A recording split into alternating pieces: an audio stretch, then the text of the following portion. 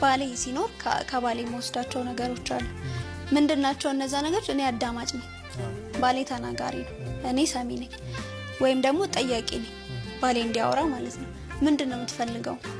ረዳት ነኝ ብዬሃለሁ አይደለ? ቀደም የዛሬ 5 አመት ምንድነው የምታስበው ሊሆን ይችላል። ምንድነው የምታደርገው? ወደፊታችን ፊውቸራችንን ስታስብ ምን ታስባለህ ብዬ መጠየቅ ነው የኔ ስራ። የሱ ደግሞ መመለስ አይደለ? እንደዚህ ማድረግ እንፈልጋለን፣ እንደዚህ ማድረግ ፈልጋለሁ። ስለዚህ ሮሌን አወቅኩ ማለት ነው። የት ቦታ ላይ ነው ማገዝ የምችለው?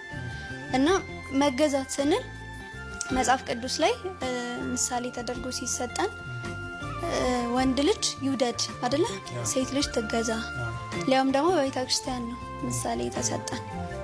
ወንድ ልጅ ማውደድ ባይዘው በጣም ቀላል የሚመስላቸው ሰዎች አሉ። መገዛትን አክብደውት ማለት ነው።